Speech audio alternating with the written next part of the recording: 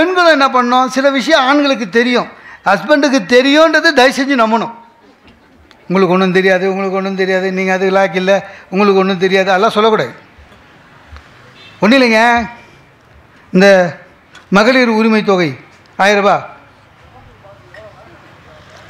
என் wife என்கிட்ட சொல்கிறா, application போடணுங்க 1000 ரூபான்னா. நான் சொன்னேன் வராது, ஏன்னா கவர்மெண்ட்டில் சொல்லியிருக்காங்க எது எதுக்கு யார் யாருக்கெல்லாம் கிடைக்காதுன்னு. அது எல்லாம் நமக்கு இருக்குது, எது கிடைக்காமல் இருக்கிறதுக்கு. வாடகை வரா மாதிரி 3 வீடு, இபி காரு கிடைக்காது. அதுக்கு அவ சொல்கிறா, உங்களுக்கு ஒன்றும் தெரியாது, பக்கத்து வீட்டு ஆண்டாள் அக்கா ஹஸ்பண்டு சொன்னார் கிடைக்கும். ஆண்டாள் அக்கா ஹஸ்பண்டு ப்ளம்மரு, என்ன வாடகை வீட்டில் இருக்கிறாங்க, அந்த மாதிரி வீட்டு வேலை செய்யுது, அவங்களுக்கு கிடைக்கும்.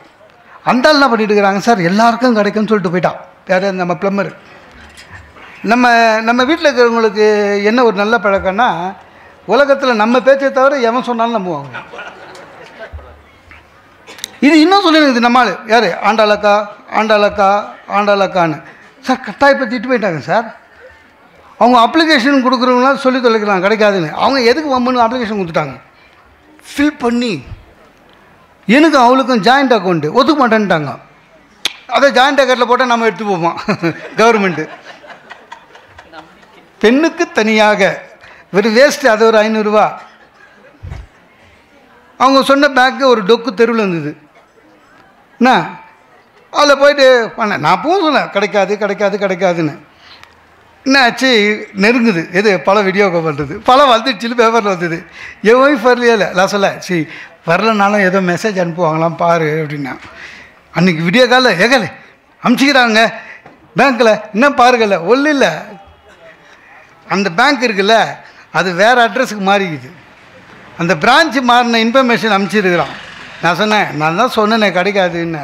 அது என் ஒய்ஃப் சொல்கிறா, எனக்கு அப்போவே தெரியும், நீங்கள் எடுத்தோன்னே வாய் வச்சுங்கன்னு. இதுவா?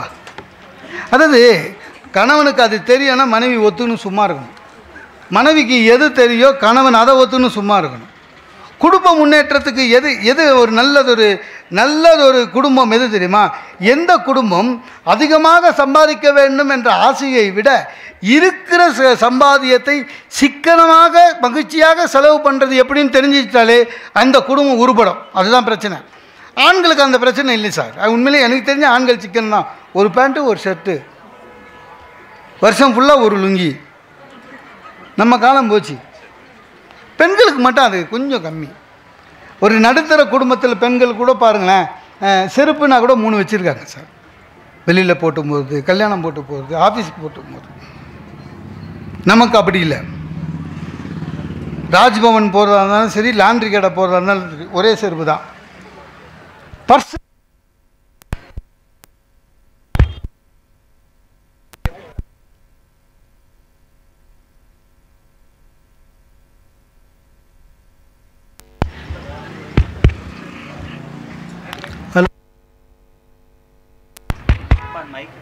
ஹலோ இல்லை, 1 ஹவர் ஆயிடுச்சு, அதனால் இல்லை சாதாரணமாக ஸ்லிப்பு வைப்பாங்க.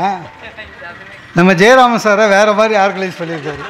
1 ஹவர் வைக் கட் பண்ணல, எவ்வாறு பேசிட்டோம் இல்லை முடிச்சிடுறேன். என்ன பிரச்சனை தெரியுமா? பர்ஸுன்னு பாருங்கள், 3 பர்ஸு வச்சுருப்பாங்க பார்த்துக்கிறீங்களா?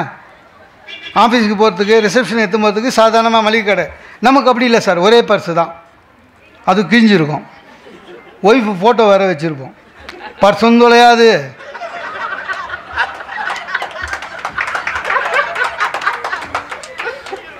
இப்போ பார்லிமெண்ட்டில் 33% நிறைவேற்றிட்டாங்க. அது சும்மா நிறைவேற்றினாங்க, வரும்போது பார்த்துக்கலாம். இப்போவே 2029 வரும்போது பார்த்துக்கலாம். ஒரு விஷயம் என்ன தெரியுமா? நான் ஒன்று கேட்குறேன். வீட்டில் இருக்கிற பீரோவுக்கு பீரோவில் நமக்கு எவ்வளோ சார் சதவிகிதம்? ஒன்றும் கிடையாது. மேல் தட்டு ஃபுல்லாக பட்டு புடவை, 2வது தட்டு ஃபுல்லாக அவங்க வெளில போயிட்டு வர புடவை, 3வது தட்டு ஃபுல்லாக பசங்க ட்ரெஸ்ஸு, 4வது தட்டில் நம்மக்கிட்ட 4 வெள்ளை சோக்கா, ப்ளூ பேண்ட்டு. என் பையன் ஓடி வந்து என் ஷர்ட்டு மேலே கால் வச்சு தான் அவன் ஷர்ட்டை எடுப்பான். என் ஷர்ட்டெல்லாம் பார்த்தீங்கன்னா கிருஷ்ண ஜெயந்தி கொண்டாடின மாதிரி இருக்கும். பெண்களுக்கு சிக்கனம்ன்றது வேறு மாதிரி. எனக்கு ஒன்றும் புரியல சார். ஒரு கூட்டை வச்சு சுட வச்சு 3 நாளாக குத்த கோவம் வருது. ஏன் அதையே சுட வைக்கிறேன்னா உங்களுக்கு சிக்கனமே இல்லைங்க, விலைவாசி தெரியல, தக்காளி காய்கறி என்ன விலை தெரியுமா, அதனால 3 நாள் வச்சு. நான் என்ன சொல்கிறேன், விலை தெரியும், ஆனால் செய்யும்போது 3 பேருக்கு எவ்வளோ கூட்டு தேவைப்படுமோ அதை மட்டும் பண்ணுங்க. நீ மொத்தமாக பண்ணி உள்ளே வைக்கிறத அது சிக்கனமா? புரியல. மற்றவர்களை குறை சொல்லுவதே பொழப்பாக வச்சுக்கக்கூடாது. நல்ல குடும்பத்தில் அது அழகில்லை. இந்த விநாயகர் சதுர்த்திக்கு 400 ரூபா ஒரு பிள்ளையார், மண் பிள்ளையார் குறைச்சி கொடுன்னு நின்று கெஞ்சி கூத்தாடி 300 ரூபாய்க்கு வாங்கினேன். வீட்டுக்கு வந்து சொன்னேன், எவ்வளோ விலை அப்படின்னா. 400 ரூபா சொன்னான், நான் குறைச்சி 300 ரூபாய்க்கு வாங்கினேன்ட்டானே. ஏமாற்றிட்டான். ஒரே வார்த்தை, சார் 1.5 கிலோமீட்டருங்க நடந்து போய் அந்த புளியாரை வாங்கினேன். சின்ன பையனாட்டம் கையிலேயே வச்சுன்னு வந்தேங்க, பையிலையும் போட்டு எடுத்துன்னு வரக்கூடாது, திட்டுவாங்க வீட்டில். ஏமாற்றிட்டான் அவங்கள. டக்குன்னு என்ன ஆயிடுச்சு, அது விலை 100 ரூபா தான் இருக்கும்னு சொல்லிட்டாங்க. எனக்கு அன்றைக்கி பிள்ளையார் சதுர்த்தி பற்றி தீபாத்தனை காமிச்சு கும்பிட்டா மாதிரியே இல்லை. பக்தி எங்கே வரும்? உண்மையே உன் விலை என்னன்ற மாதிரி பிள்ளையாரே ஒரிஜினலாக உனக்கு எவ்வளோ விலை போச்சு. அதே மாதிரி தயவு செஞ்சு நம்ம குடும்பத்தில் பிரச்சனை இருந்ததுன்னா நம்ம குடும்பத்தில் ஹஸ்பண்ட் அண்ட் ஒய்ஃபு மட்டும் பேசி முடிவு பண்ணிவிடுவோம். 3வது ஆள் சொந்த அப்பா அம்மாவாக இருந்தாலும் சரி, 3வது ஆளை உள்ளே சேர்க்கக்கூடாது. 3வது ஆள் வந்தாலே குடும்பம் நாசமாயிடும். எல்லா குடும்பத்திலையும் சண்டை வரணும் சார், இல்லை சண்டை வரணும், அதான் நல்ல குடும்பம். ஏதோ ஒரு சண்டை எனக்கும் மனைவிக்கும். எங்கள் மாமா வந்தவர் பார்த்தோன்னே தெரியணும்ல, முகம் வேறு மாதிரி இருக்குது, சண்டை போட்டிருக்காங்க, நீ டீசெண்டாக விலகிடணும், இல்லை அதை பற்றி பேசக்கூடாது. அவர் நம்மளை கேட்காம கொள்ளாமல் அவரே ஜட்ஜ் ஆகிட்டார். சோப்பாவில் ஏறி உட்காந்து, அப்புறம் என்ன பிரச்சனை, ஏண்டா அதை எடுத்து போய் சொல்லணும்.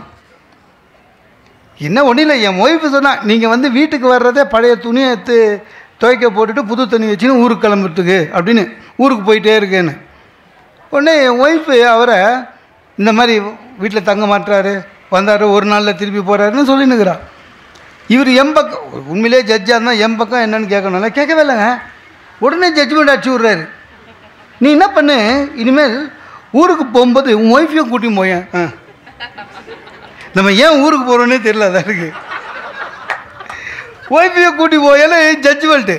நல்ல காலம் என் ஒய்ஃபு ஏங்க அறிவில்லை உங்களுக்கு, எங்கள் மாமாவை அப்பா திருப்தி. ஏன்னா இங்கே தான் ஜட்ஜுங்களை திட்டலாம். அறிவில்லை உங்களுக்கு, என்ன மாமா இப்படி பேசுகிறீங்க, அவரை மாதிரி என்னையும் பேக் எடுத்துக்கின்னு ஊராக சுத்த சொல்கிறீங்களா, அவரை வீட்டிலே இருக்க சொல்லுங்கள். அதாவது நம்மளுடைய பிரச்சனையை 3வது ஆளுக்கிட்ட சொன்னாலே அப்படி தான் நம்மளுடைய பிரச்சனை பெருசாகும். சார் ஒரு பிரச்சனை வந்ததுன்னா இப்போ குடும்பங்களில் ஏன் வந்து பிரச்சனை இருந்துக்கிட்டே இருக்குது தெரியுமா, மறக்க மாட்டோம், அதுதான் பிரச்சனை. ஒரு பிரச்சனை வந்தால் அன்றைக்கி தூங்கி எழுந்த உடனே முட்டணும். நம்மளாம் யாருங்க, உலகத்தில் நாட்டில் நடக்கிற எவ்வளோ பிரச்சனையை நம்ம ஈஸியாக மறக்கிறோம்ல.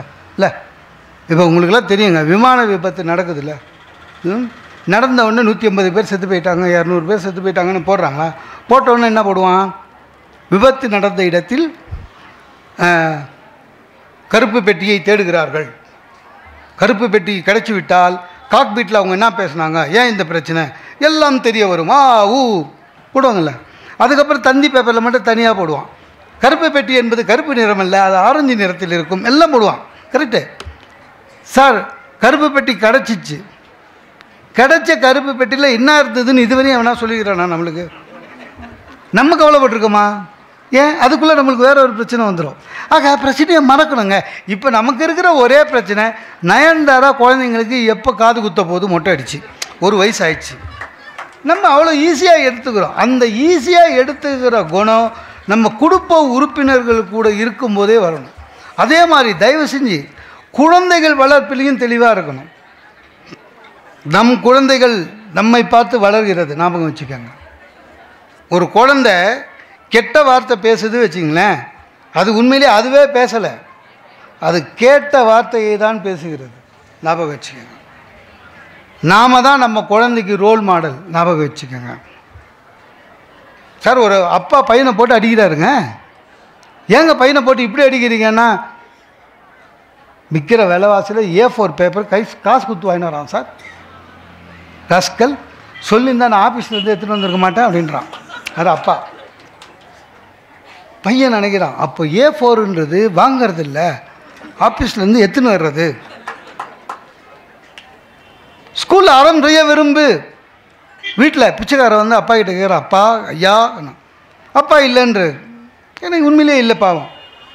இந்த லேடிஸ் வந்து இல்லைன்னு சொல்ல மாட்டாங்க, அவங்க எல்லாமே வித்தியாசமானது. பிச்சைக்காரன் கேட்டால் கூட மா தாயே அப்படின்னா போயிட்டு அப்புறம் வா அப்படின்வாங்க. அப்புறம் வந்தால் சொத்து எழுதி வைப்பியா, அதே ஊசி போன ரசம் தான். இல்லை, நம்முடைய குழந்தை வளர்ப்பில் உண்மையிலேயே குழந்தைக்கு தயவு செஞ்சு யாரையும் ரோல் மாடல்னு சொல்லிடாதீங்க. இவனை மாதிரி வா, அவனை மாதிரி வா, பக்கத்து வீட்டு பையனை மாதிரி வா, ஃபஸ்ட் ரேங்க் வா, ஃபஸ்ட் ரேங்க் வா, கலெக்டராகு டாக்டராகு. நான் சொல்லியிருக்கேன், எல்லா பசங்களும் டாக்டர் ஆகிட்டா யார் தான் சார் பேசிட்டா வருது? எல்லோரும் கலெக்டர் ஆகிட்டா யார் தான் தபேதாரா வருது? யாராவது ஒருத்தர் 2 பேர் இருக்கணும். எல்லாமாவா ஃபஸ்ட் ரேங்க் வாங்க முடியும்? குழந்தைங்களை பிடிச்சி, அதுலேயும் இந்த பெண்கள் இருக்காங்க பாருங்கள், குழந்தைங்க மேலே பயங்கர அக்கறை. அவங்க குழந்தைங்க கிட்டேயே என்ன சொல்லிடுறது, அவங்க தான் அவனுக்கு அப்பாவை விட நான் தான் உனக்கு ரொம்ப கஷ்டப்பட்டு வளர்க்குறேன்னு குழந்தைகிட்டயே சொல்லுவாங்க. அது ரொம்ப ஆபத்து. ஏன்னா குழந்தை அப்பாவை 10 பைசாக்கு மதிக்காது. இல்லை, முன்னெல்லாம் சார் என் பையன் சின்ன பையனாக இருக்கும்போது ஆஃபீஸில் போயிட்டு டயர்டில் வருவோம். வீட்டுக்கு வந்த உடனே காலையிலேருந்து நானே சமையல் பண்ணணும், வீடை பார்த்துக்கணும், அதை பண்ணணும். இந்த பையனுக்கு ஒரே சத்தம், தெரியாமல் வாய் விட்டேன். நான் சாயங்காலம் ஆஃபீஸ் வந்தோன்னே குழந்தைய பார்த்துக்கிறேன்னு. எனக்கு உண்மை தெரியல சார். உண்மையிலே காலையிலே அவளுக்கு 10 மணியோட வேலை முடிஞ்சிடுது. பையன் சாப்பிட்டு தூங்கிடுறான்.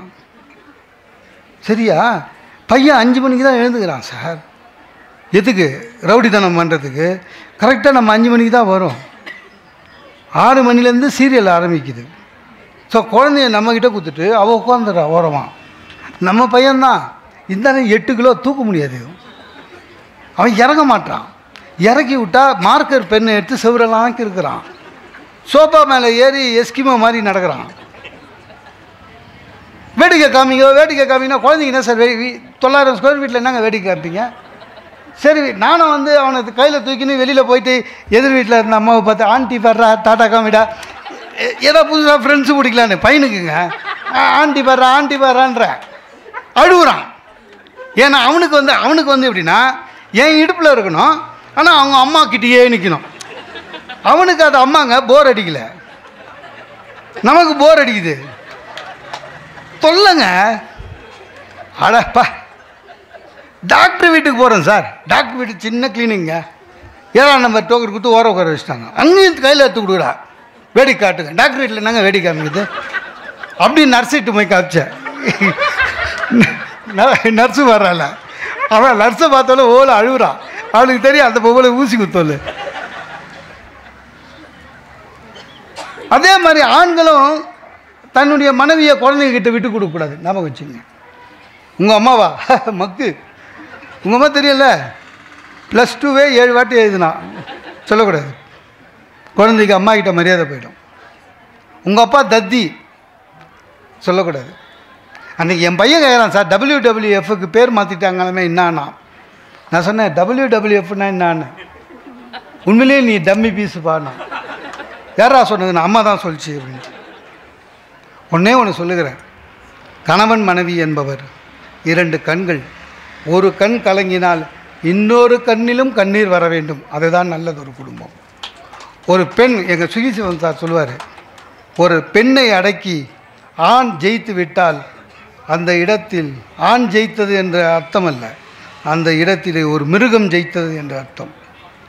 ஒரு ஆணை அடக்கி பெண் ஜெயித்து விட்டால் பெண் ஜெயித்தவள் அல்ல, அந்த இடத்திலே ஒரு பிடாரி ஜெயித்து விட்டாள் என்று அர்த்தம். ஆக அன்பு, பொறுமை, விட்டு கொடுத்தல் இருந்து குழந்தைகளை ஒற்றுமையாக அன்புடன் இருக்கிற குடும்பம் நல்லதொரு குடும்பம் என்று கூறி வாய்ப்புக்கு நன்றி பாராட்டி விடைபெறுகிறேன். நன்றி. எதிலிருந்தும் எதையும் கற்றுக்கொள்ளலாம். நான் வாத்தியார், நான் தான், எனக்கு தெரிஞ்சது நான் தாண்டா கற்றுக் கொடுப்பேன்னு சொல்ல முடியாது. அவங்ககிட்ட இருந்தும் கற்றுக்கலாம். ஈரோடில் பக்கத்தில் சித்தோடில் பேசுகிறேன். மகாபாரதம் 5 நாள் சொற்பொழிவு. அந்த கதையை கேளுங்க. 5 நாள் சொற்பொழிவு. 3 நாள் பார்க்குறேன். ஒரு நல்ல அம்மா, நம்ம உதவியாளர் மாதிரி அம்மா, ஒரு வயசோடைங்க, மூத்த வயசுடைய ஒரு அம்மாவை கூட்டின்னு வந்து எதிரில் சேரில் உட்கார வச்சு ஆட்டோவில் இறங்கி கதையை கேட்டுட்டு வீட்டுக்கு போவோம். நான் 3 நாளாக பார்த்தேன். 4ஆவது நாள் கேட்டேன், அம்மா தாயே உங்கள் அம்மாவான்னு கேட்டேன். இல்லையா எங்கள் மாமியாருன்னு சொல்லி.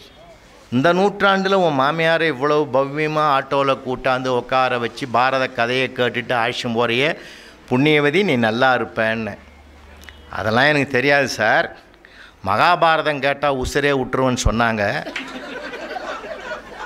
நானும் 3 நாளாக கொண்டாந்து காட்டுறேன், அது நடக்கலைன்னுச்சு.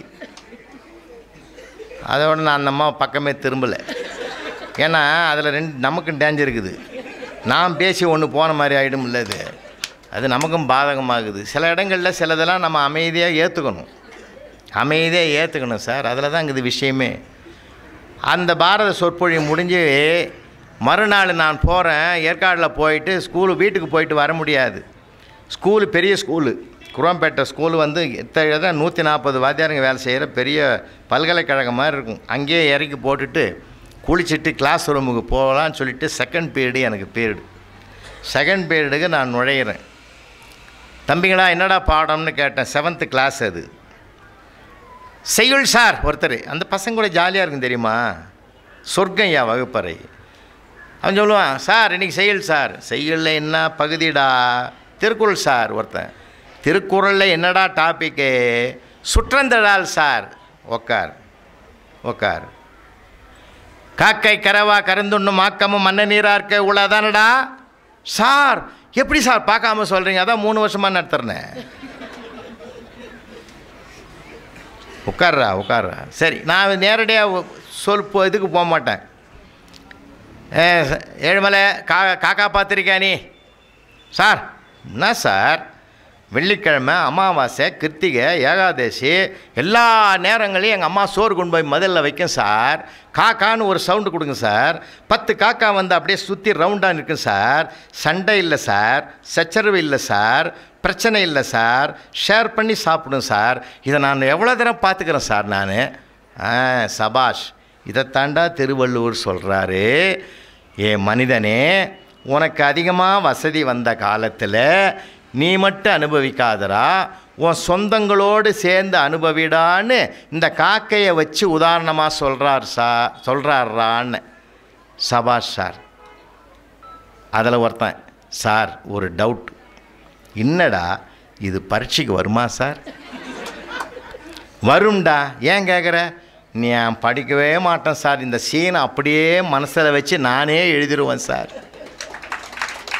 எப்படியாவது கேட்க சொல்லுங்கள் சார் இந்த கேள்வியை. அவனுக்கு இதில் எல்லாம் சந்தோஷமாகறான் சார். ஆனால் ஒரு ஆள் கம்முன்னு உட்காந்து. நான் எப்பயுமே ஒரு ரவுண்டு பார்ப்பேன், ஒரு ஃபேஸ் அடையாளம் வச்சுக்குவேன். அப்போ அந்த ஃபேஸ் அடையாளம் வச்சு திரும்பி பார்த்தா திரும்ப பார்க்குறான். அவன் வந்து அசையலை. என்னடோ பிரச்சனை இருக்குது இதில் நினச்சி. ஏன் தம்பி குமார் என்னாச்சு, ஒரு மாதிரியாக இருக்கிற? புரியலையா? புரியுது சார், நீங்கள் நடத்தி புரியாமல் இருக்குமா சார்? பின்ன ஏன் முன்னு இருக்கிற? அதெல்லாம் ஒன்றும் இல்லை சார். என்னமோ இருக்குடா. ஒன்றும் இல்லைன்னு சொல்லும்போதே என்னமோ இருக்குது. என்னடா சொல்கிறா? சார் விடுங்க சார், நேற்று ஞாயிற்றுக்கிழமை நான் பார்த்தது வேறு, நீங்கள் சொல்கிறது வேறு. எங்கள் தெருவில் பொன்னமான ஒரு பாட்டி வடையும் முருகன் சுட்டு ரோட்டில் விற்குது சார்.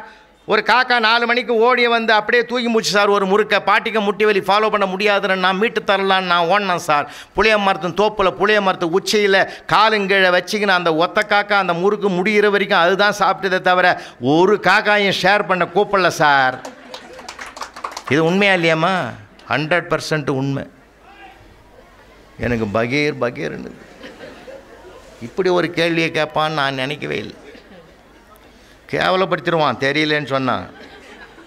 கடவுளே என்னை காப்பாற்றின, கடவுள் காப்பாற்றிட்டான் சார். பீரியடு முடிஞ்சு பெல் அடிச்சிட்டான். பீரியடு முடிஞ்சு பெல் அடிச்சிட்டான்னு அவன் என்ன சொல்கிறான், அடுத்த டீச்சர் வர்றதுக்கு 5 நிமிஷம் ஆகும் சார், நில்லுங்க சொல்லிட்டு போங்கன்றான். நான் என்னென்னமோ சொன்னேன், ஃபேண்டாஸ்டிக் கொஸ்டின், பிரமாதண்டா சார், ஆன்சர் சொல்லு சார்னா என்னமோ சொல்கிறேன்டா. சரிடா, மத்தியானம் அப்படியே நான் டைம் டேபிளில் பார்த்துட்டேன். மத்தியானம் சொல்கிறேன், நான் மத்தியானம் பீரியட் இல்லைன்றான் அவன்.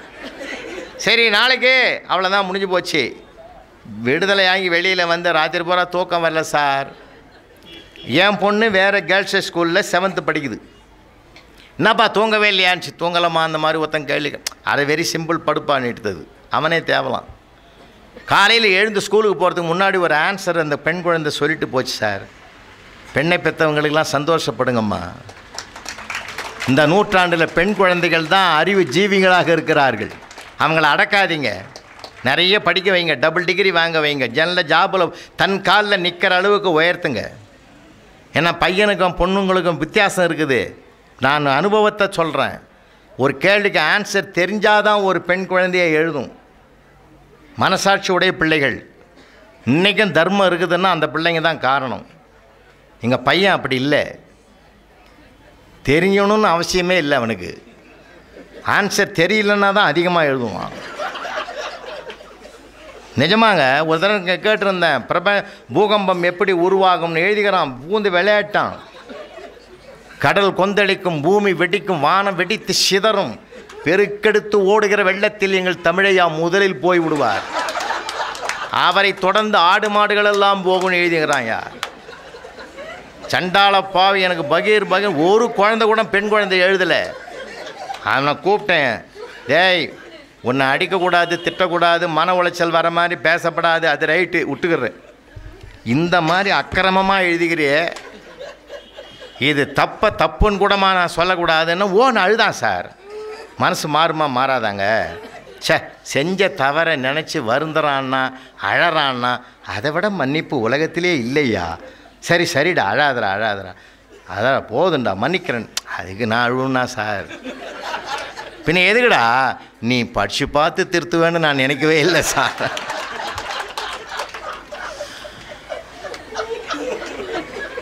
அப்படியும் நம்மளால் பல பேர் இருக்கு. இந்த வேல்யூவேஷன் சென்டரில் பார்த்தீங்கன்னா சார்னு அடித்து தள்ளுவான். இப்போ அந்த பையன் இந்த கேள்வி கேட்டான், ராத்திரி இப்போ கேட்டுட்டாமான்னு சொல்லிட்டு மறுநாள் என் பொண்ணு சொன்ன பதிலை கேட்டுக்கிட்டு நான் உள்ளே நுழையிறேன். சார் எவன் நேற்று கேள்வி கேட்டானா காம்பவுண்டு வெளியில் நிற்கிறான்.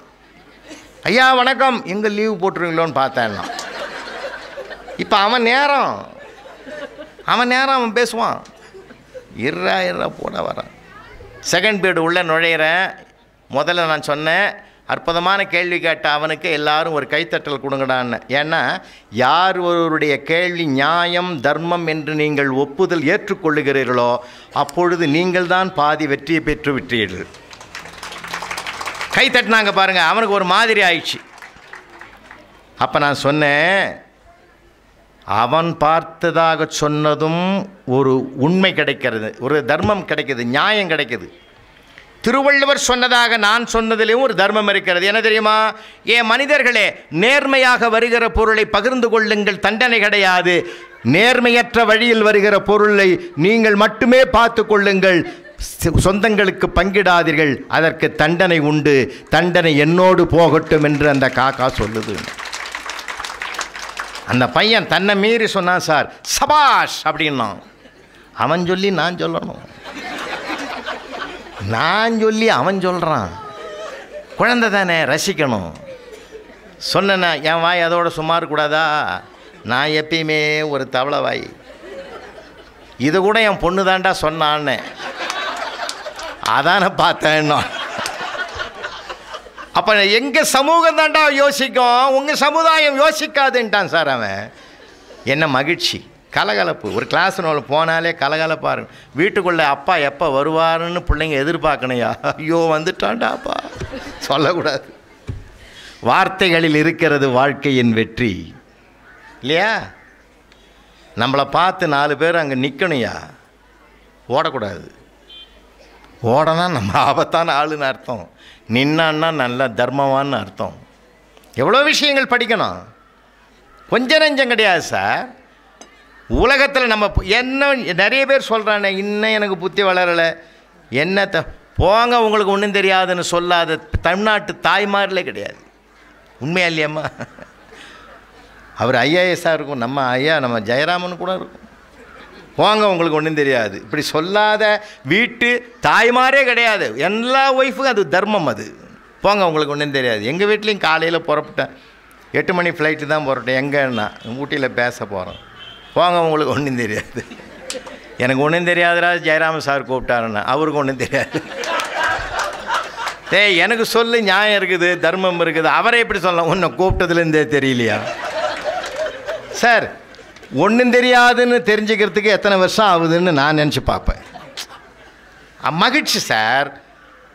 நீயா நானா என்பது வாழ்க்கை அல்ல, நீயும் நானும் என்பது தான் வாழ்க்கை. நிறைய பேர் பிரச்சனை ஆகிறது என்ன காரணம்? நான் சொல்கிறேங்க, வாழ்க்கை பாடம் சாதாரணமானதல்ல, எந்த புத்தகத்திலையும் இல்லாதது. வாழ்க்கை பாடத்தை படிங்க. நமக்கு நிறைய படிக்கணும். படித்தது மட்டும் போதாது, வாழ்க்கை பாடத்தை படிக்கணும். இங்கே இருக்கிற ஆண்களுக்கெல்லாம் நான் சொல்கிறேன், எல்லாருக்கும் சொல்கிறேன், பெண்களுக்கும் சொல்கிறேன். வெளியிலே வீட்டை விட்டு கால் எடுத்து வைத்து வெளியிலே வர்றீங்களா, வேலைக்கு போகிறீங்களா, முயற்சியை முன்னிறுத்துங்கள். ஒருவேளை உங்கள் முயற்சி தோற்றுவிட்டாலும், முயற்சிகள் தோற்றாலும் முயற்சிக்க தோற்காதீர்கள். தொடர்ந்து செய்யுங்க, முயற்சியை முன்னிறுத்துங்க, உழைப்பை முன்னிறுத்துங்க. 1000 பேரை எதிர்த்து வாழலாம், ஒருவரை கூட எதிர்பார்த்து வாழக்கூடாது என்ற சபதத்தோடு உங்கள் வாழ்க்கையை தொடருங்கள், போராடுங்கள், ஜெயிங்க, வெற்றி பெறுங்க. அந்த வெற்றியோடு வீட்டுக்குள்ளே வாங்க. ஒருவருக்கு ஒருவர் தோற்பதற்கு தயாராகி விடுங்கள்.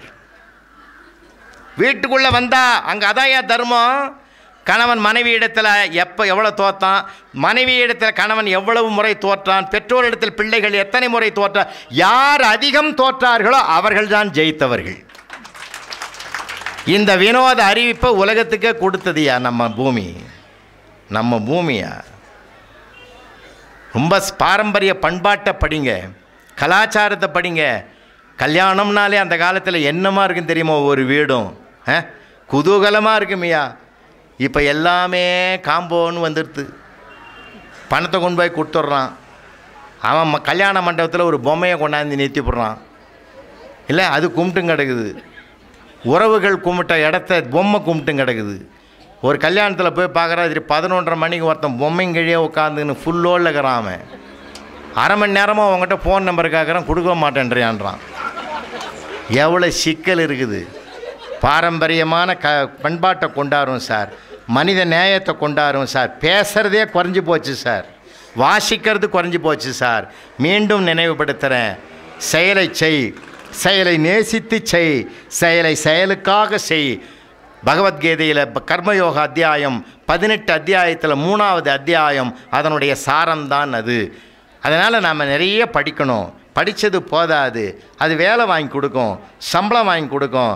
ஆனால் இருக்கிறவங்களை எப்படி வேலை வாங்கிறது, வீட்டில் வாழ்க்கையை எப்படி நடத்துறதுன்றது மனிதர்களிடத்தில் தான் நமக்கு ஏராளமாக படிக்க வேண்டியவை நிறைய இருக்குயா. எதிலிருந்தும் எதையும் கற்றுக்கொள்ளலாம். காக்காவிடத்துலேருந்து கற்றுக்கலாம், ஒரு பூனை கிட்டேருந்து கற்றுக்கலாம் சார். ஒரு பூனை கூட பார்த்தீங்கன்னா நல்லா நாளைக்கு போய் கவனிங்க, நாளைக்கு கவனிங்கய்யா. பூனை குட்டி போட்டால் இடமாற்றம் பண்ணும், அங்கேயே வச்சுருக்காது. வாயால் தான் கவ்வியும் போவோம், கையால் தூக்காதது. வாயால் தான் கவ்வியும் போய் ட்ரான்ஸ்ஃபர் பண்ணும். அதே குட்டிங்களுக்கு பசின்னா ஒரு எலியை பிடிக்கும், அதே வாயால் தான் பிடிக்கும். எலி செத்து போகுது, குட்டி உயிரோடு இருக்குது. எப்போ மென்மையை கையாளணும், எப்போ வன்மையை கையாளணும்னு பூனைக்கு கூட தெரிந்த ஒரு ரகசியம் ஆறறிவு படைத்த மனிதனுக்கு தெரியலையே. வார்த்தையால் கொட்டிடுறானே, வார்த்தையால் கொட்டிடுறானே. கத்தியால் கொலை செய்கிறத விட வார்த்தையால் கொலை செய்கிறது தான் படுமோசமானது. ஏன்? அதனால்தான் வடுன்னார். தீயினால் சுட்ட புண் உள்ளாரும் மாறாதே, நாவினால் சுட்ட வடுன்னாரே. மனக்காயத்தை உருவாக்காதீங்க. மனக்காயத்துக்கு மருந்தாக நாம் வார்த்தைகளை பயன்படுத்தணும். எனக்கு மகரிஷி இடத்துல பிடித்த வார்த்தை வாழ்க வளமுடன் சொன்ன வார்த்தை எனக்கு ரொம்ப பிடிக்கும். எதிரி கூட நமக்கு நண்பன் ஆகிடுவான். அடுத்தவங்களை வாழ்த்த பயன்படுவோம், அடுத்தவங்களை வைய வேண்டாம். காலம் அப்படி இருக்கிறது. நிறைய உலகத்தை படிக்க வேண்டியது இருக்குய்யா. நம்ம உள்ளூர்லேயும் வாழணும், நிறைய வாழ்க்கையிலும் ஜெயிக்கணும், வேலைக்கும் போகணும், பம்பளம் சம்பாதிக்கணும், வாழ்வாதாரத்துக்கு தேடணும்னா அறிவு சார்ந்த நூல்களை படிங்க. படிக்க வேண்டிய ஏராளமான அனுபவம் சார்ந்த நூல்கள் உலகத்தில் பறந்து விரிந்து கிடக்கிறது. விஞ்ஞானிகளின் கண்டுபிடிப்பு நூல் அவன் கண்டுபிடிச்சிட்டான்னா எவ்வளோ, உடனே காலையில் ஆரம்பிச்சு சாயந்தரம் முடிச்சிட்டானா, எவ்வளோ கஷ்டப்பட்டான், எவ்வளோ உழைச்சான். ஒரு விளக்கு கண்டுபிடிக்கிறதுக்கு தாமஸ் ஆல்வா எடிசன் எவ்வளவு கஷ்டப்பட்டார். 1299 முறை முயற்சி பண்ணி 300வது முறை 1300வது முறை தான் பல்பை கண்டுபிடிச்சார். அந்த மனுஷனுக்கு எல்லாருக்கும் ஒரு ஆசை தானே, தன்னை தான் ஒய்ஃபு பாராட்டணும்னு எல்லாம் நினைப்பான். தூங்கி இருந்த அந்த அம்மா தாமஸ் ஆல்வா எடிசன் சம்சாரம் தூங்கி இருக்குது. அங்கேருந்து போய் எழுப்பினார். ஹாய், நான் கண்டுபிடிச்ச விளக்கு எரியுது பாருன்னார். அந்த அம்மா அப்படி போர்வையை எடுத்து பார்த்துட்டு அணைச்சிட்டு படுத்துக்கோன்னுச்சு. அந்த மனுஷன் எவ்வளோ நொந்து நூலாக இருப்பான். தயவு செஞ்சு ஒருத்தர் பாராட்டுங்கய்யா. பாராட்டை விட ஒரு உற்சாக படிக்கட்டு ஏறுகிற வலிமை உலகத்திலே கிடைக்காது. பாராட்டுங்க. குறிப்பாக தாய்மார்கள் சொல்கிறேன். 40 மார்க் வாங்கின்னு வந்தானா, சபாஷ்டா என் கண்ணு என் செல்லம், உங்கள் அப்பனை விட 5 கூட தாண்டா வாங்கியிருக்கிற அப்படின்னு சொல்லி உற்சாகப்படுத்துங்கம்மா, ஊக்கப்படுத்துங்கம்மா. வார்த்தைகளில் இருக்கிறது வாழ்க்கையின் வெற்றி. எவ்வளவோ அனுபவ பாடங்கள் நிறையா இருக்கியா. பஸ்ஸில் போகிறீங்களா, அங்கே ஒரு அனுபவத்தை பாருங்கள். ட்ரெயினில் போகிறீங்களா, அங்கே ஒரு அனுபவத்தை பாருங்கள். எல்லா இடங்களிலும் இருக்குதுயா, கொட்டி கிடக்குதுயா வாழ்க்கையில். உன்னை சொல்லி நான் நிறைவு செய்கிறேன். மகிழ்ச்சிக்கு ஒரு ஹியூமர் தான் வேணும்னு அவசியம் இல்லை. சூழ்நிலையே நீங்கள் நகைச்சுவையாக மகிழ்ச்சியாக மாற்றிங்க. என் பாட்டன் பாரதி சொன்னான், எத்தனை கோடி இன்பம் வைத்தாய் எங்கள் இறைவான்னு சொன்னான். சார், அவன் வாழ்நாள் பூரா அடிவயிறு பட்டினி. ஆனால் அவன் வார்த்தை பாருங்கள், எத்தனை கோடி இன்பம் வைத்தாய் எங்கள் இறைவா. அவன் எதுக்குமே கவலைப்பட்டது இல்லையா. கவலைப்படாதீங்க. கவலைக்கு கவலைப்படுறதை விட உலகத்தில் கொடுமை உலகத்திலே கிடையாது. ஒன்றே ஒன்று உங்களுக்கு சொல்கிறேன், இது அட்வைஸாக நினைக்காதீங்க, அனுபவத்தை சொல்கிறேன்.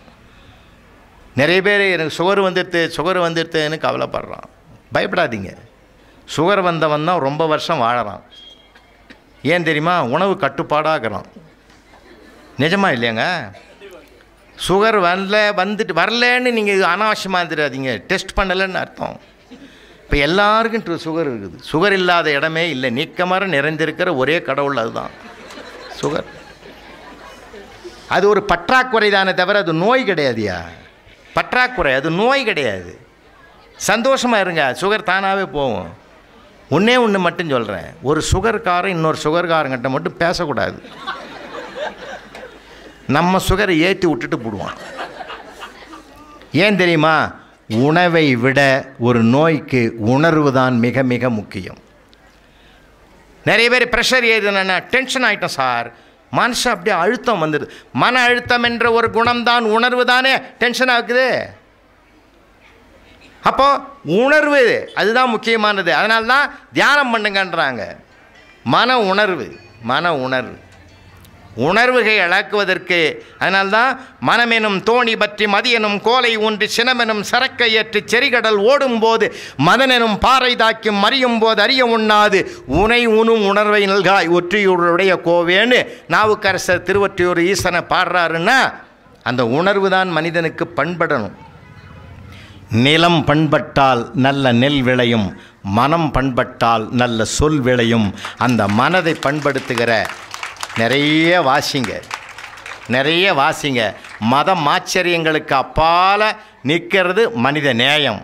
அது பைபிளும் சொல்லுகிறது, குரானும் சொல்லுகிறது, கீதையும் சொல்லுகிறது, குறளும் சொல்லுகிறது.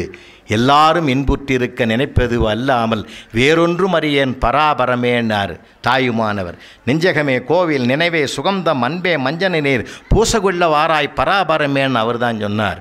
உள்ளம் பெருங்கோயில் ஊனுடம்பு ஆலயம் வள்ளல் பிரானார்க்கு வாய் கோபுரவாசல் தெள்ளத் தெளிந்தார்க்கு சீவன் சிவலிங்கம் கள்ளப்புலனிந்தும் காளாமணி விளக்கேன்னு திருமூலர் சொன்னார் என்றால், கடவுள் மனிதனாக பிறக்கிறான் மீண்டும் கடவுளாவதற்கு என்பதனால் ஒவ்வொருவரும் கடவுளாவதற்கு முயற்சி பண்ணுவோம். அந்த பண்பாட்டை படிப்போம், மனிதநேயத்தை படிப்போம், மனிதர்களை படிப்போம். வாசிக்கிற புத்தகங்கள் மட்டும் இல்லை, ஏராளமான சான்றோர்களுடைய நூல்களை வாங்குவோம். ஆன்மீக பார்வையோடு உலா வருவோம். அப்பொழுதுதான் நம்முடைய உள்ளம் உயர உயர செயல்கள் சிறக்கும். வெள்ளத்தனைய மல நீட்ட மாந்தர்தம் உள்ளத்தனையது உயர்வு என்று திருவள்ளுவர் அதையும் கோடிட்டு காட்டியிருக்கிறார். நாம் எவ்வளவு உயரமானவர்கள் என்பது முக்கியமல்ல, நம்முடைய மனம் எந்த அளவுக்கு உயரத்தை தொட்டிருக்கிறது என்பது தான் மிக மிக முக்கியம். அதுதான் முக்கியம். தென்கட்சி மூதறிஞர் தென்கட்சி சுவாமிநாதன் அவர்களும் நாங்கள் குற்றாலத்தில் பேசிட்டு ட்ரெயினில் வரோம். விழுப்புரம் ஜங்ஷனில் நிற்குது வண்டி. புறப்படும் ஒரு நேரத்தில் எல்லோ சிக்னல் விழுந்து போச்சு. க்ரீன் வர்றதுக்கு முன்னாடி அந்த ஸ்டாலில் ஒருத்தன் மசால் வடையை, அந்த கடைக்காரன் மசால் வடையை கூடையில் ஒன்று கொட்டுறான். அங்கேருந்து வாசனை எங்களுக்கு வருது, எங்கள் கம்பார்ட்மெண்ட்டில் வருது. ஐயா சொன்னார், 500,000 செலவு பண்ணாலும் நம்ம வீட்டில் இவ்வளோ வாசனை வரலையடா, இங்கே எப்பட்றா அவன் என்னடா பண்ணுறான்னாரு. இங்கே இருங்க ஐயா அதை வாங்கிட்டு வரேன்னு க்ரீன் சிக்னல் விழலைன்னு சொல்லி இறங்கி ஓடி போய் 20 ரூபா நோட்டை எடுத்து கொடுத்து அந்த பொட்டலம் கட்டுற பையன்கிட்ட 10 வயசு பையனாக இருப்பான், கட்டிகிட்டு இருக்கான். 20 ரூபாய் நோட்டை கொடுத்து சீக்கிரம் கட்டுறா, வடையை கட்டுறா தம்பி, ட்ரெயினை பிடிக்கணுன்னு கலகலன்னு சிரிக்கிறான். ஐயா நீ சிரிக்கிற மாதிரி நான் எதுவும் சொல்லலையேடா, இயல்பாக சொல்லுவேன் சொல்லலையேடான்னு. அதுக்கு அவன் சொல்கிறான், சொல்லிட்டீங்களே சார், அவங்கவுங்களும் வடையை வச்சு எலியை பிடிப்பான், நீ ட்ரெயினையே பிடிக்கணும்னு சொன்ன பற்றியா. அவன் எப்படி பார்க்குறான் பார்த்தீங்களா சார். நீங்கள் ஒன்றை உயர்வாகவும் பார்க்கலாம், தாழ்வாகவும் பார்க்கலாம். நீங்கள் ஒரு ஊட்டி மலை மேலே நிற்கிறீங்க, இப்போது ஊட்டி மலை மேலே கீழே எட்டி பார்க்குறீங்க, எவ்வளவு உயரத்தில் இருக்கிறோம் பத்தியா அப்படின்னு பெருமிதமாகவும் நினைக்கலாம். எவ்வளோ பள்ளம் கீழகுது பத்தியா அப்படின்னு நினைக்கலாம். அப்போ நம்முடைய எண்ணத்தை பொறுத்தது தான் உயர்வும் தாழ்வும் என்றால், உயர்ந்த பார்வையோடு பாருங்கள், பாசிட்டிவ் எண்ணத்தோடு நாம் பழகுவோம், வைப்ரேஷன் நமக்குள்ளே வரும். நிச்சயமாக வாழ்க்கை என்பது நம்பிக்கையை சார்ந்தது. ஆசை, களவு, கோபம் கொண்டவன் பேச தெரிந்த மிருகம், அன்பு, நன்றி, கருணை கொண்டவன் மனித வடிவில் தெய்வம்னா மகாகவி கவியரசர் கண்ணதாசன். பின்பற்றுவோம். அன்புக்கு மிஞ்சினது உலகத்தில் எதுவும் கிடையாது. அன்புக்கு ஆண்டவனே அசைந்து வரக்கூடியவன் என்றால் சாதாரணமான மனிதர்கள் வரமாட்டார்களா? முயற்சிப்போம், வெற்றி பெறுவோம். நன்றி. நான் ஒரு வாத்தியார். ஒரு பையன் என்கிட்ட படித்தான், அவன் நல்லா படிக்கலை, கடைசியில் வந்தான், பரிசை எழுதினான், ஃபெயிலாக போயிட்டான். எங்கள் வீட்டுக்கு வந்தான், ஐயா நான் தான் ராமலிங்கம்னா. வாய்யா என்ன ஒன்று தெரியாதா சொல்கிறிய? ஏய்யா பரிசை எழுதினே, நான் என்ன ஆனேன்னு நீங்கள் ஏதாவது கவலைப்பட்டீங்களோன்னா? ஆமாப்பா என்னடா ஆனே? போயிட்டு சார், கணக்கில் போயிட்டு சார், 1 மார்க் சார், ஒரே மார்க் சார். எனக்கு வருத்தமாக போச்சு. திருத்தினவர் 35 மார்க்குக்கு 34 மார்க்கை போட்டு ஃபெயில் ஆக்கி விட்டாரு. அந்த 1 மார்க் சேர்த்து போட்டிருந்தா பிள்ளை பாஸ் ஆகிருப்பானே அப்படின்ட்டு மார்க் ஷீட்டை வாங்கி பார்த்தா 1 தான் வாங்கியிருக்கான். என்னடா 1 தானடா வாங்கியிருக்கேங்கிறேன், நான் தானே சொன்னேங்கிறான். நான் என்ன சொன்னேன்? கணக்கில் போயிட்டு 1 மார்க்குன்னு, நீங்களாம் 34 நினச்சிங்கன்னா நான் என்ன சார் பண்ணுறதுன்ட்டு. சரிடா இப்போ என்ன பண்ணலான்னா, அதான் உங்களை கேட்க வந்திருக்கேன், என்ன செய்ய? எழுது, மறுபடியும் அதை எழுதலாம் சார், 4 தடவை எழுதலாம் சார், 4 தடவையும் அதே 1 மார்க் வாங்குறோம். எப்படா கரெக்டாக ஒரு மார்க்கை வாங்குறேன்னு. அதுக்கு அவன் சொல்கிறான், அந்த திருத்துறவருக்கு சைபர் போட தெரியாது போல இருக்கு சார், அதனால் 1 போடுறாரு, இல்லைன்னா நான் 1 வாங்குறதுக்கு எந்த நியாயமும் இல்லை, என்னமோ 1 போட்டிருக்கிறாரு அவர் அப்படின்னு சொல்கிறான். சரிடா என்ன இப்போ நீங்கள் இதை பார்த்து சொல்லுங்கள் சார், எழுதுங்கிறீங்க, நான் எழுதுகிறேன் ஃபெயில் ஆகிறேன், இப்படி சொல்லாதீங்க, கொஞ்சம் நல்லா யோசித்து சொல்லுங்கண்ணா. இனிமேல் நீங்கள் எழுத வேணாண்டா, இப்போ தான் நீங்கள் கரெக்டாக சொல்கிறீங்க. என்ன செய்யன்னா, எங்கேயாவது ஒரு கடையில் வேலைக்கு சேர்ந்துக்கோ, ரொம்ப நாளாக அப்பா கிட்ட பணம் வாங்கியிருக்கேன், ஒரு 10 ரூபா சம்பாரித்து உங்கள் அப்பாவுக்கு கொடுறேன். நல்ல யோசனை சொல்கிறீங்க சார், எங்கேயாவது ஒரு கடையில் வேலை வாங்கி கொடுங்கண்ணா. இந்தரே எங்கேயாவது வேலை வாங்கினா என்னையே கேட்குறியடா அப்படின்னு. உங்களை நம்பி தானே சார் நான் இருக்கேன், இங்கே பாருங்கண்ணா. திருச்சியில் 2 லாரி வச்சுருந்தாருங்க ஒருத்தர், 2 லாரி. நான் போனேன்னா எங்கேயாவது பேசிட்டு வந்தேன்னா பஸ்ஸுக்கு வந்து அங்கே நிற்பேன், அவர் ஒரு ஸ்டூல் எடுத்து போடுவார், உட்காந்துருப்பேன், பஸ்ஸு வர்ற வரைக்கும் வந்தால் நிறுத்தி என்னை ஏற்றி விடுவார். நல்ல மனுஷன், எனக்கு உதவியாக இருப்பார். நான் அவர்கிட்ட உட்காந்துருக்க போய் ஒரு நாள் சொன்னேன், இந்த ராமலிங்கம்னு ஒருத்தன் இருக்கான், என்ன எங்கேயாவது வேலை வாங்கி கொடுக்க சொல்கிறான், நான் என்ன எம்ப்ளாய்மெண்ட் ஆஃபீஸாக வச்சுருக்கேன், அவனுக்கு சொல்கிறேன், கேட்க மாட்டேங்கிறான், நீங்கள் தான் வாங்கி கொடுங்கங்கிறான், உன் கம்பெனியில் ஏதாவது சேர்த்துக்கையான்னு. ஐயா நானே 2 லாரி வச்சுருக்கேன், நான் என்ன ஐயா வேலை கொடுக்க முடியும், கிளீனர் வேலைக்கு வருவான் ஐயான்னார். வருவான், நான் சீட்டு கொடுத்து அனுப்புகிறேன், சேர்த்துங்கன்னு அனுப்பினேன். போயிட்டான். எனக்கு அப்போ ஒரு 7-8 வருஷம் அந்த பக்கம் போகிற வேலை இல்லை, நின்றுட்டேன். திருச்சியிலேருந்து வந்தவர் ஒருத்தர் சொன்னார், ராமலிங்கம்னு ஒரு பையன் திருச்சியில் இருக்கிறான், அவன் உங்கள்கிட்ட படித்தவனான்னு கேட்டார். ஆமாம், ஆமாம், என்ன விஷயம்னு. அவன் இப்போ எப்படி இருக்கான்னு தெரியுமா உங்களுக்குன்னார். தெரியாதே. 10 லாரி சொந்தமாக வச்சுருக்கான் சார்னார்.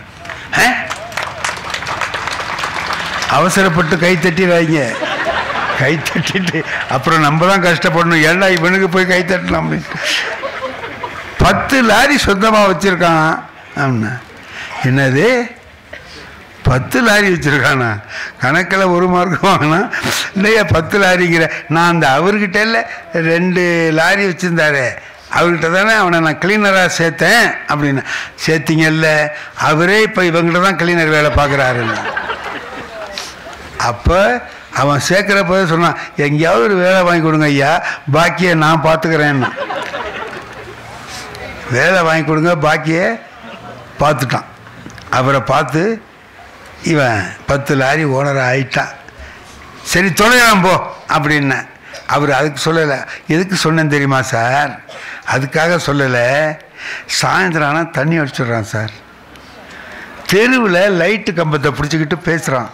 பார்க்குறவங்கெல்லாம் அசிங்கமாக சொந்தமாக கார் வச்சுருக்கான், பெரிய எல்லாம் வச்சுருக்கான், இதுமாரிலாம் செய்கிறானேன்னு எல்லோரும் கேவலமாக பேசுகிறாங்க. அவங்க கூட சொல்லலான்னு சொன்னேன். வருத்தமாக தான் இருக்குது பய அப்படின்ட்டு. இந்த ராமலிங்கம் ஒரு நாள் திருவாரூருக்கு வந்திருக்கான், நான் இருக்கிற ஊருக்கு. இதே போல் அங்கே பஸ் ஸ்டாண்டுக்கு பக்கத்துலேயே எங்கேயோ கடையில் அடிச்சுட்டான் போல இருக்கு. அவனுக்கு இந்த பந்த காலை கண்டா பிடிச்சிக்குவான், பிடிச்சிக்கிட்டு அவகிட்ட பேசுவான். ஒரு நல்ல உயர்ந்த காரை நிறுத்தி விட்டு இந்த மாதிரிலாம் செய்கிறான்னா 10 பேர் வேடிக்கை பார்க்குறான், சுற்றி நின்று வேடிக்கை பார்க்குறான். அப்போ நான் சைக்கிளில் கடத்தருக்கு போகிறேன். ராமலிங்க கண்ணில் நான் பட்டுட்டேன். ஐயான்னா, அடே ராமலிங்க சவுண்டு மாதிரி இருக்கேன், ராமலிங்கம்மா அப்படின்ட்டு போகிறேன். என்னமா சொன்னான்னு இவ்வளோ எப்படி இருக்கான்னு ஆடிக்கிட்டு இருக்கான். நீ வாங்கய்யா வாங்கய்யான்னா. கிட்ட போனேன்ல, உடனே சொன்னான், ஐயா நான் இன்னைக்கு இந்த நிலைமையில் இருக்கேன்னா அதுக்கு நீங்கள் தான் காரணம்னா. பக்கத்தில் நிற்கிறவன்லாம் சொல்கிறான், யோ ஒரு வாத்தியாராக இருந்து ஒருத்தனை குடிகாரன் ஆக்கியிருக்கிய உருப்படியா நீ. நான் அதில் ஒரு பாடத்தை கற்றுக்கிட்டேன். என்னன்னு கேட்டிங்கன்னா, என்கிட்ட படித்த பிள்ளை நல்லா இருந்தான்னா அதை எனக்கு பெருமையாக சொல்லுவான். அதே போல் அவன் குடிகாரனாக போயிட்டான்னா வாத்தியாருக்கு கெட்ட பேர் தான். என்னையா சொல்லி கொடுத்த பிள்ளைக்கு கேட்பாங்களா இல்லையா? ஆகவே நம்மகிட்ட படிக்கிற பிள்ளைகளை கல்வியில் பெரியவர்களாக ஆக்குவதை விட இன்னொரு கடமை நமக்கு இருக்கிறது, அவர்களை பண்பாடு உள்ளவர்களாக மாற்றும், சிறந்த குணங்கள் உள்ளவராக மாற்றுவது. இதையெல்லாம் செய்யக்கூடிய கடமை நமக்கு இருக்கிறது. வெறும் பாடத்தை போதிப்பது மட்டுமல்ல, என்னுடைய மாணவன் நல்லா இருக்கான், என்ற படித்த பிள்ளைகள் பண்பாடு உள்ளவர்களாக இருக்கிறார்கள், அவர்கள் எல்லாம் நல்ல குணம் உள்ளவர்களாக இருக்கிறார்கள் என்று சொல்லுகிற பொழுது ஒரு ஆசிரியர் தான் ஆசிரியராக ஆனதை நினைத்து பெருமைப்படலாம். யாருக்குமே இல்லாத மரியாதை ஒரு வாத்தியாருக்கு இருக்கு சமுதாயத்தில். நீங்கள் இன்னைக்கு கொஞ்ச நாள் கழிச்சு இங்கே வந்தீங்கன்னா உங்களுக்கு தெரியாதுமா.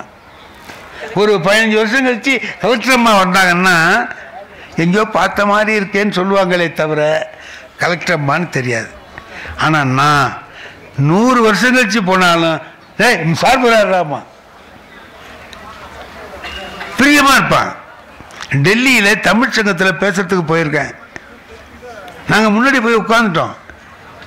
அதுக்கு பிறகு யாரோ ஒருத்தர் உள்ளே வர்றார், எல்லாரும் எழுந்திரிச்சு அவரை மரியாதை பண்ணுறாங்க. அப்போ அவர் ஏதோ ஒரு மரியாதையான இடத்துல இருக்கிறவர்னு தெரிஞ்சுக்கிட்டேன்.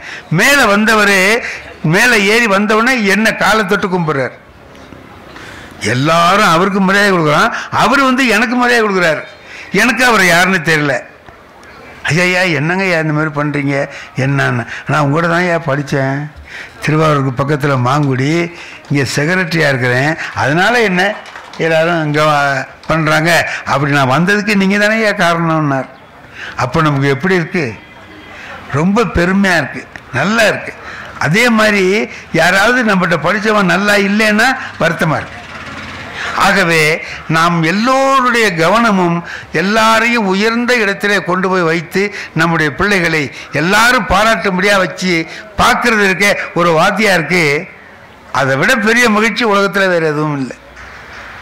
என் குடும்பத்தில் வறுமை இருக்கலாம், எது வேணாலும் இருக்கலாம், எல்லாத்தையும் விட என்கிட்ட படித்த பிள்ளை நீ கலெக்டராக இருக்கிறார், இவர் எஸ்பியாக இருக்கார், ஐபிஎஸ்ஸாக இருக்கிறார் ஐபிஎஸ் முருகன்னு ஒருத்தவங்க இருக்காங்க, ஐபிஎஸ். அவங்க வந்து எங்கேயோ இந்த ஐஜியாக இருக்காங்க. அவங்க தானே திருவாரூர் என்கிட்ட படித்தவர். அவர் என்ன சொல்லுவார், லெட்டர் எழுதுவார், ஆசிரியர் தினத்தில் மரியாதை சொல்லுவார், அப்பப்போ பேசுவார். அதெல்லாம் கேட்குற போது நமக்கு நம்மகிட்ட படித்தவங்க நல்லா இருக்காங்க அப்படிங்கிற ஒரு எண்ணம் வருது.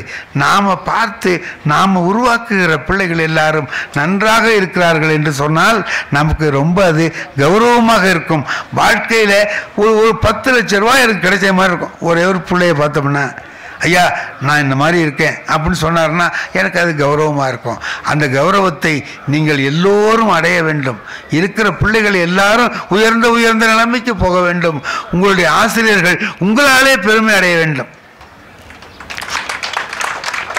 நீங்கள் உங்கள் ஆசிரியர் சொல்லி பெருமை. அப்துல் கலாம் ஒரு காலத்தில் வரும்போது என்ன பண்ணியிருந்தாருன்னா, செயின்ட் ஜோசப்ஸ் காலேஜில் நான் படித்தேன்னு சொன்னார். திருச்சியில் செயின்ட் ஜோசப்ஸ் காலேஜில் நான் படித்தேன் அப்படின்னு சொல்லி அது பெருமைப்படுவார். அதுக்கு பிறகு அவர் பெரிய விஞ்ஞானி ஆகி குடியரசுத் தலைவராக ஆனதுக்கு பிறகு செயின்ட் ஜோசப்ஸ் காலேஜ் சொல்லுது, இவர் எங்கிட்ட படித்தார் அப்படின்னு. அப்போ பாருங்க, அவர் அந்த காலேஜால் அவர் பெருமை அடைந்தார். அவர் உயர்ந்த இடத்துக்கு போன பிறகு காலேஜ் அவரை சொல்லி பெருமை அடைகிறது. அந்த உயர்ந்த இடத்தை நாம் எல்லோரும் அடைய வேண்டும். நிறைய குழந்தைகளை பார்த்த உடனே எனக்கு உங்கள்கிட்ட நல்ல செய்தி சொல்லணும் அப்படிங்கிற ஆசை வந்ததுனால எல்லாமே உங்களுக்குள்ள செய்திகளாகவே இன்னைக்கு சொல்லியிருக்கிறேன். எல்லாவற்றையும் நினைத்து பார்த்தீர்களானால் எல்லாம் இன்பமயமாக இருக்கும். துன்பமே இல்லை. அப்பரடிகள் திருநாவுக்கரசரை கைது பண்ணி அழைச்சிட்டு போகிறதுக்கு வர்றான். பல்லவ மன்னன் ஆள் அனுப்புகிறான். வந்து வான்னு கூப்பிட்றாங்க. அப்போ அவர் சொல்கிறார், யாமாருக்கும் குடியல்லோம்னு சொல்லிட்டு கழித்து சொல்கிறார், இன்பமே துன்பம் ஒரு நாளும் இல்லை. என்னைக்கு எனக்கு இன்பம் தாண்டா, துன்பமே. பாரதியார் எல்லா கஷ்டங்களையும் அனுபவிச்சார். சாப்பிட சோறு இல்லை, அரிசி இல்லை. ஆனால் அவர் என்ன பாடினார் தெரியுமா? எத்தனை கோடி இன்பம் வைத்தாய் இறைவா. இன்பமாக வச்சான், அவருக்கு துன்பம் தான் வச்சிருக்கிறான். அவர் என்ன செய்வார் தெரியுமா? ஒரு மனுஷன் நடக்கிற மாதிரி அவர் நடக்க மாட்டார். அவர் மனைவி தான் பாவம், என்ன பாடுபட்டாங்களோ அந்த அம்மா. ஜூவுக்கு, திருவனந்தபுரம் ஜூவுக்கு போகிறார் அவர். அங்கே சிங்கத்தை பார்த்தவொடனே சொல்கிறார், நீ காட்டுக்கு ராஜா, நான் பாட்டுக்கு ராஜா. சிங்கத்துக்கிட்ட கேட்குமா? அதுக்கிட்ட போய் சொல்கிற, நீ காட்டுக்கு ராஜா, நான் பாட்டுக்கு ராஜான்னு அதை போய் தடை கொடுக்குறார். அந்த அம்மா என்ன சொல்கிறாங்க, அவர் மனைவி செல்லம்மா, கடவுளே அந்த சிங்கத்துக்காவது நல்ல புத்தியை கொடுங்கிறார். அதுக்காவது நல்ல புத்தியை கொடு, ஒன்றும் பண்ணாமல் இருக்கட்டும் அப்படின்னு. அதனால் ஒரு உயர்ந்த நிலை, அவ்வளவு கஷ்டத்தில் இருந்தாலும் கூட எத்தனை கோடி இன்பம் வைத்தாய் இறைவா என்று சொல்லுகிற மனநிலை.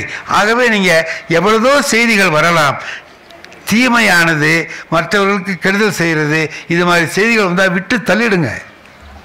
நல்ல நல்ல செய்திகள் ஏராளம் வருது, அவைகளை எல்லாம் படித்து அப்படி நாமும் வர வேண்டும் என்று நினைத்து மேலே வர வேண்டும்.